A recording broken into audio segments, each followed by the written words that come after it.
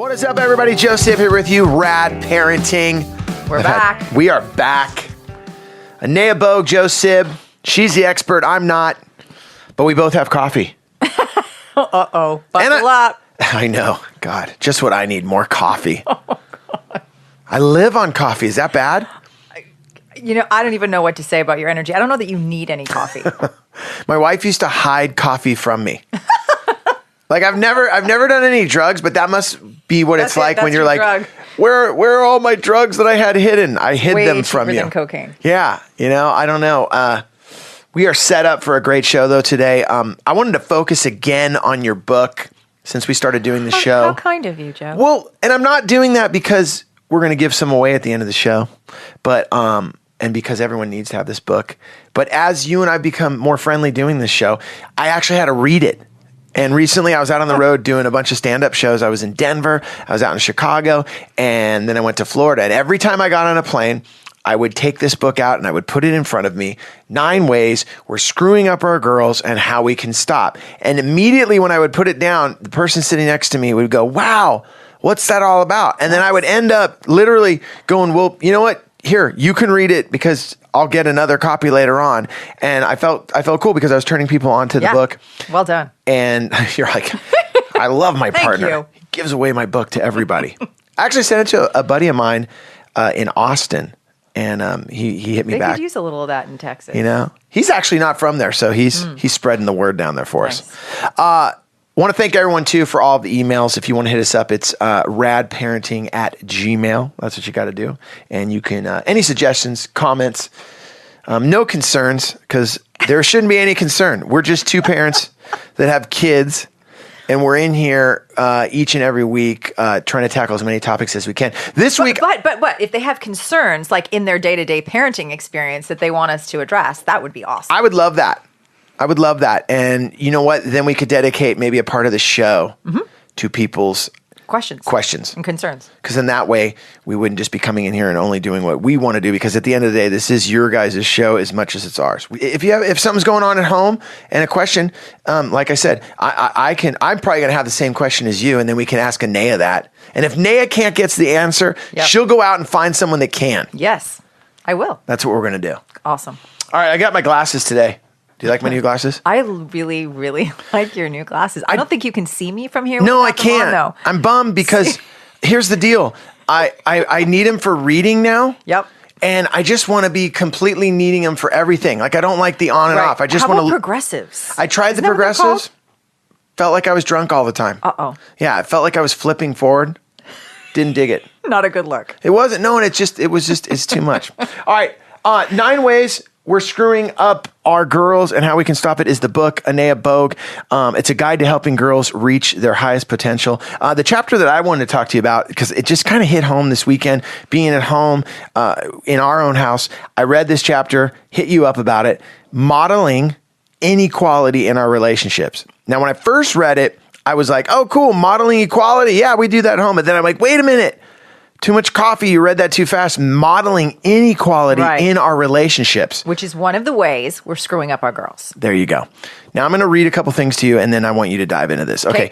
Basically, what we're talking about here is how our girls, our boys are going to treat their future relationships, boyfriends or girlfriends, all start at home. Correct? Absolutely. Got it.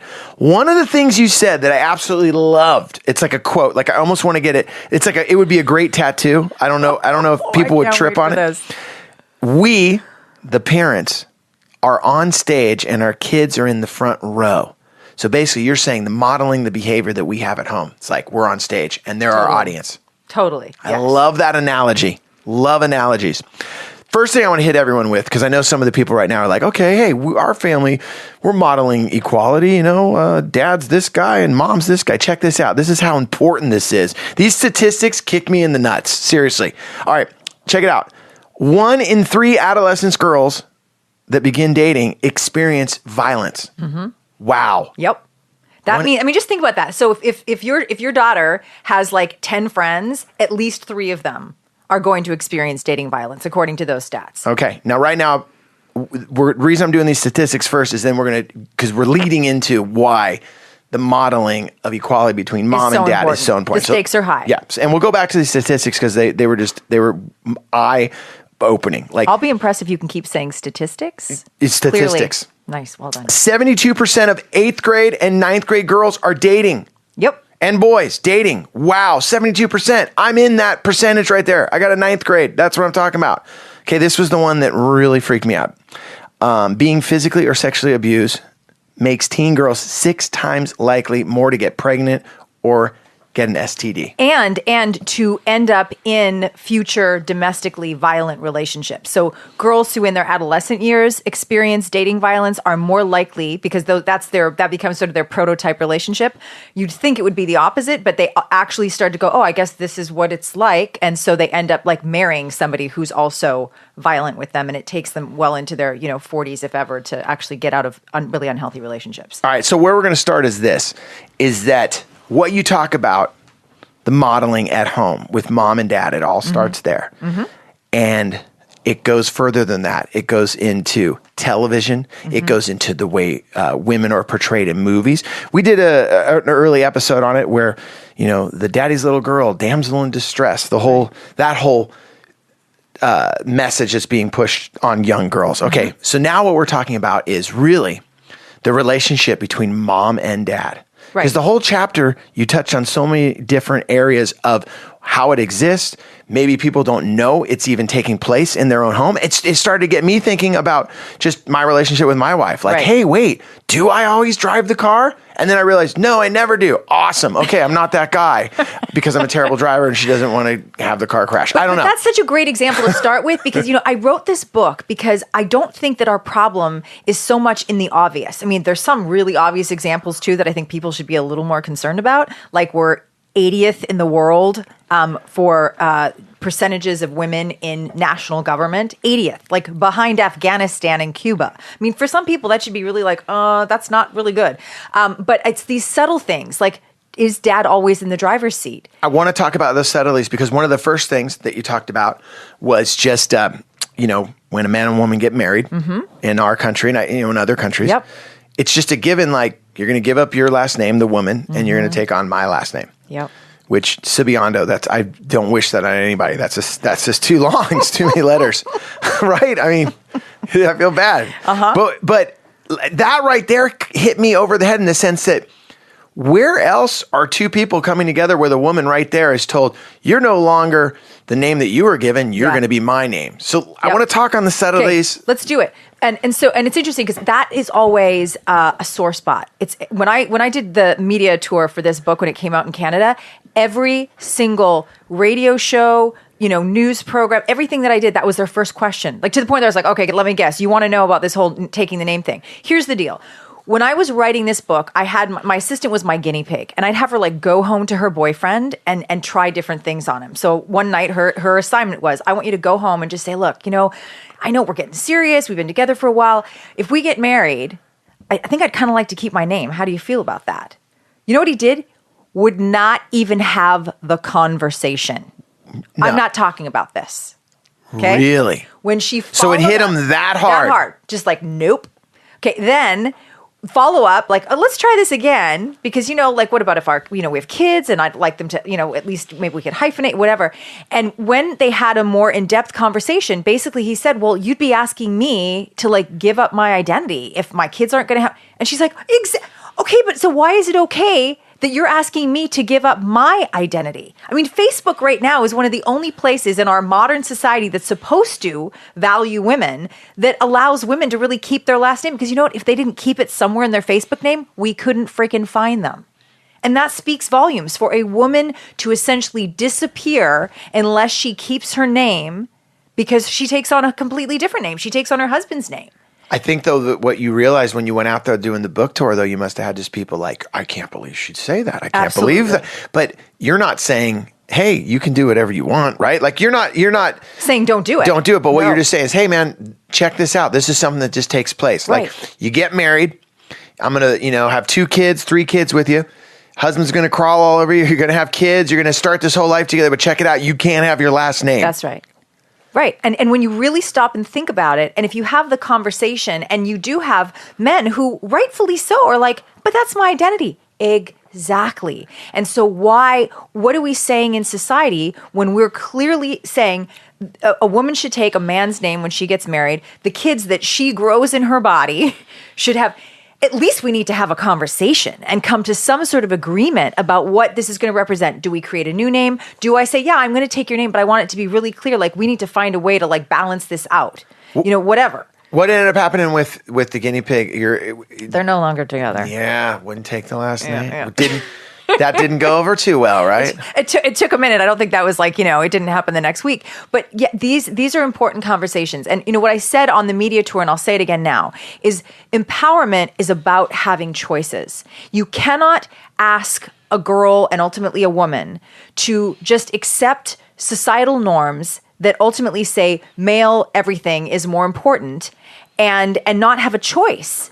If there isn't more than one option, there isn't a choice to be had. And if there's no choice, empowerment does not exist. I totally agree with you on that. And I know that a lot of people are still probably reeling in from the last name thing. Because I do know that even when I read that, Italian Catholic family, like our last name was a big deal. But I wasn't ever raised that like our name was so great that everyone needs to take it on. And as I've gone through life, I have plenty of friends that their wives have not taken on their last name. And, they have great marriages, I want to go back to what I really enjoyed in this chapter. Is just what's going on at home. You're on stage for your kids, right? The day-to-day. The day-to-day. And you talked a lot about, there's one page on there where it was kind of like, do these things take place at your house? Like, does dad only take care of the finances? Right. Does mom ask dad when someone asks for her opinion? I don't know. Let's talk to your dad about that. I'm so impressed, Joe. Yeah, I know. Did you read it? You really absorbed it. Yeah, I actually. Super impressed. That's the best thing about doing this show is that I've had like my wife's even said to me like, "Wow, I wish we would have done this show 10 years ago." But the thing I've learned from your book, it's never too late to be a better dad. Late. Yep. The other thing was just even on little things that you say they may feel like little things, but they're huge in the sense that, hey, where are we going to go on vacation? And then dad decides, we're all going to Hawaii. Right. Sure, everyone's stoked they get to go to Hawaii and hang out in Kauai. That's amazing. But dad decided that. Maybe mom wanted to do the European trip. Right.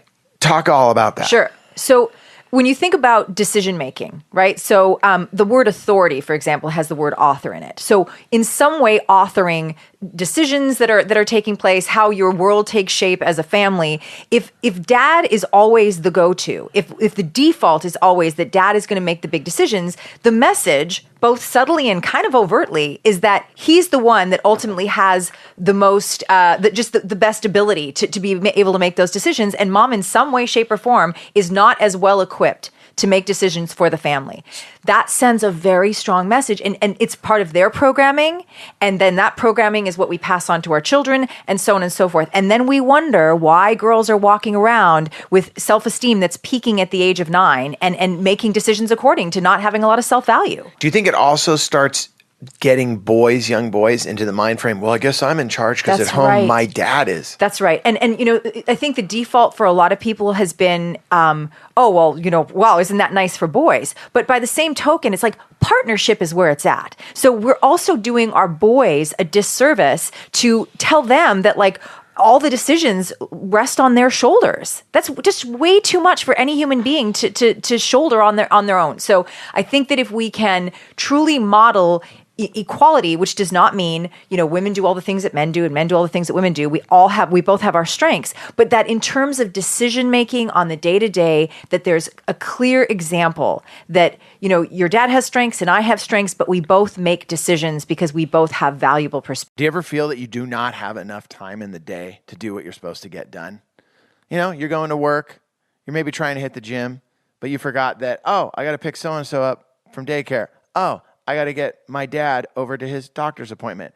I wanted to pick up the house before I left. Wow, check it out. How am I going to get everything done? Well, I'm going to tell you right now. Go to care.com. Care.com. Care.com is the world's largest digital marketplace for finding and managing family care. That is right. Family care needs can be unpredictable. You got sick kids. You need someone to stay home. Man, both parents are out there trying to make a living. Your kids get sick. Who's going to stay home? Who's going to miss out on that cash? Now you go to care.com and they'll have someone for you that can look after your kids.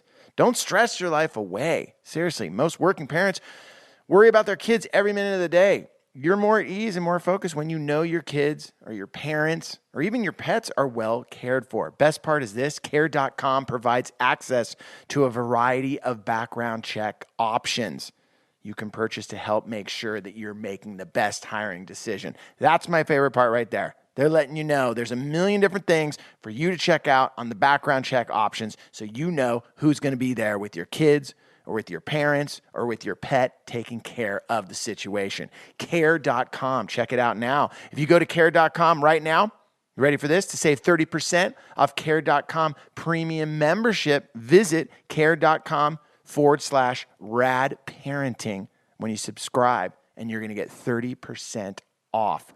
Like I said, the world's moving a million miles an hour. You just want to take care of your kids and all the responsibilities. Let care.com help. Perspectives. I love what you said right there. Your dad has strengths, mom has strengths. I really feel that when you're in a relationship, that if both parties, like I always say, know your strengths, know your weaknesses, then you survive so much better. The relationships survive so much better. There's things that my wife is great at that I'm terrible at, Right. and I feel that it's the same, with me. One of the things though that I do feel, and I could imagine, and it might just be my age, the way I was raised as a gentleman by my mom and dad. Now, in my household, I came from a family that was separated, so my mom was very, very dominant. My dad, there wasn't one person was better than the other just because they're separated. So you saw them both shine. Yep. But I was still raised. Concept. I was. Yeah. Everyone get divorced. No. So we can show our kids we can do it. No. What I kind of still had though with my grandparents and just the family around me was that being a gentleman meant you were always helping the woman. You were always, more than just opening a door. You were going to be the guy in charge. How do you break that for a guy that's listening? I thought I was just doing what I was raised to do. Right. Because I could imagine someone hearing this right now and be going, wait a minute. My wife and I are, we're doing well. And sure, my kids see me handle all the finances. Sure, they see me handle where we're going to go and the money, what we spend. But that's my gig. I could see that might be tough for someone to understand that it's allowing their kids not to maybe break that pattern. Sure. Yeah. And I think that I think calling it out and so even if, I think that frequently in couples, one is stronger. Let's just use the finance because that's a big one, right? So most of the time in my experience, one of the two is stronger, more comfortable, more yeah, I got this with the finances than the other. And so it's important to make a point to your children and say, yeah, dad handles the finances because he really digs doing that. And I handle, making decisions about, everything else, in terms of the house maintenance or education. Or education, for example. Got right? it. That would be great because then you're saying two really important things. This is just about us sharing, based on our strengths. Got it. And what you're also saying is bring that out on the stage for the audience that the kids to see. Conscious parenting. Got it. We can't just phone it in. We have to be aware that everything we do, just imagine being on stage and the front row is seeing everything, the subtleties. We pick our nose. The front row is going to see it, right? When we shine, the front row is going to see it. So if we can really engage in conscious parenting, which is I think what this whole thing is about, then we can be more deliberate. We can be more deliberate. We can call it out. We can understand that both the things that we're doing that are less obvious and the things that are super obvious are both sending big messages. Okay. Now let's slide into second half of this conversation. You're modeling these behaviors in front of your children. They're learning that mom's strong at this, dad's strong at this. There's an equality going on in the house. Great. Okay. Now your son or daughter, let's first start with your daughter because you talked a lot about it. It's going to start dating men. This is where it is so important that these subtleties have been modeled at home from reading your chapter, because it really decides on what type of I don't want to say what type of man your daughter's going to be attracted to, because I know that it's supposedly going to be someone maybe similar to your dad or the father, right? But what I'm realizing that's not even so much important as the relationship and the dynamic. Between the two. Absolutely. Yeah. Yep. Because honestly, man, my daughter could bring home the guy covered in patchouli with the long hair and a Grateful Dead shirt on, and I'd have to be like, all right, cool. But I'd be way more concerned with after reading every year thing is I want to make sure that she's not in a relationship where this guy, is a jerk and abusive physically or verbally, right? Which is, just as bad. So yeah. Okay. Here's the deal. And I've probably said this before. We are drawn to our familiar. So what that means in the worst case scenario is where you would think that a child that came from an abusive home would be like running for the hills to make sure that they went to the exact opposite situation. In fact, what we know is children who come from homes where there's been domestic violence actually seek out their familiar and end up in domestically violent relationships themselves. So is that because it's just a subconsciously... is it almost like a familiar atmosphere? There's comfort in familiarity. Wow. Right? And so what we do is we seek what is familiar, therefore normal. And so that's the conscious parenting would be, what do we want our daughter's normal or familiar to be? That would be a great question to ask yourself every day. And again, we're going to make mistakes because we're human. But when you make mistakes, you go and you address it as overtly as you possibly can.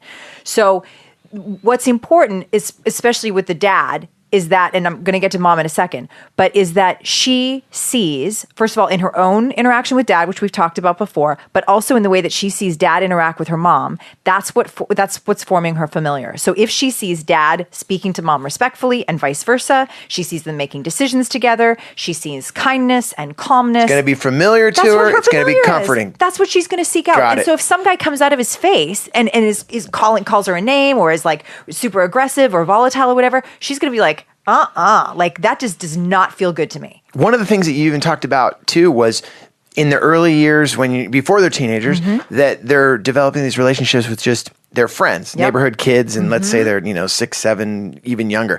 That you can already see if they're letting someone be bullying them. That's right. Yes, exactly. So even like watching your child and what they're seeking, what they seem to be comfortable with, do they year after year seem to gravitate toward kids that have really strong personalities that are like bossing them around or whatever? Or do they tend to find kids that they can sort of have a more egalitarian, for lack of a better word, but a more like a friendship that represents partnership? Oh, well, first we did what she wanted to do and then we did what I wanted to do, and really encouraging that even when you're seeing them play. And if you're seeing the opposite of that, looking at yourselves and your relationship, and maybe there's something in it that's been modeling that for them. I got to go back to these statistics because they're the thing. They're the numbers that really just drove me in right now. That how important this was.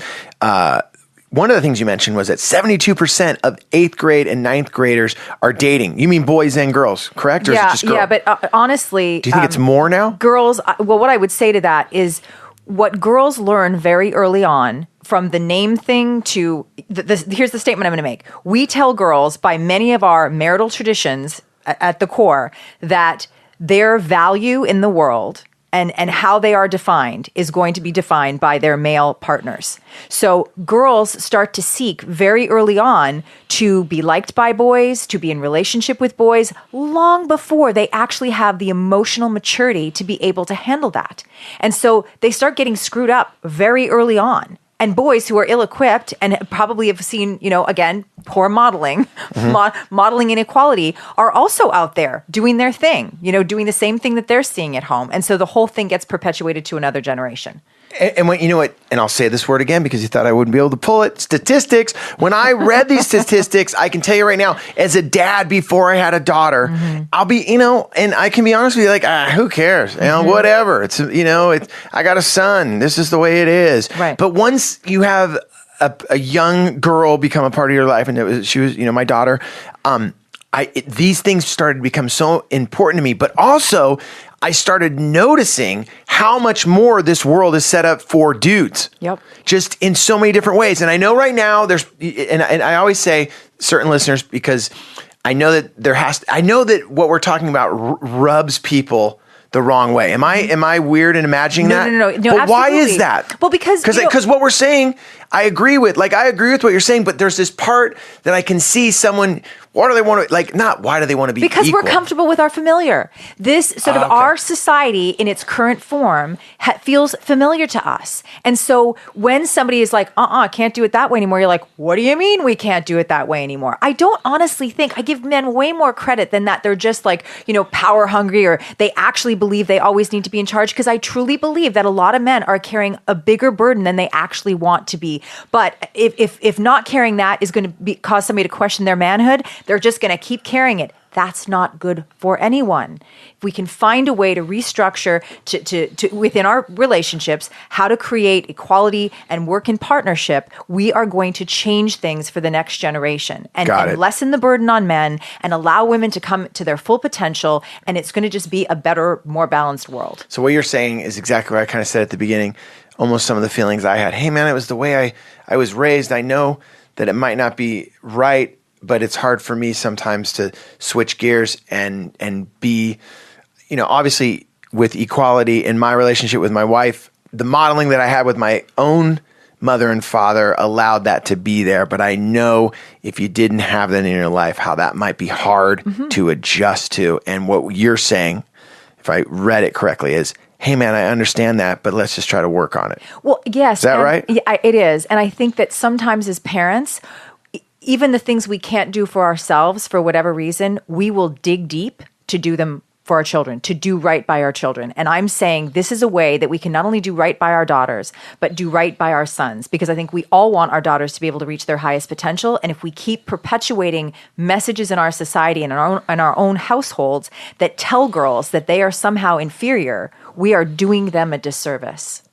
Last thing I got to ask you, because I know I've seen this a lot. What do you do? How do you feel about the young girl that's so bossy that she's just rolling over everybody in her sight, or the wife that just treats her husband with disrespect? Oh, he doesn't know anything. Shut up. I've seen that. Let's look at the second example. Men that don't talk. Yeah. As a kid growing up, I remember I had aunts and uncles that just didn't talk. I was like, does he ever talk? Too. Yeah. And it was like, very. Also unhealthy, period. Yeah. Period. Unhealthy. And I think with the first example, what I would say, because I think they are two different things, is one, I think that we recognize, like, you probably were more sensitive to a woman who was clearly dominant over her husband. Whereas if you would have seen a husband dominant over the wife, it probably wouldn't have come to your attention. You wouldn't have recognized, because it's part of our social norm. You're right.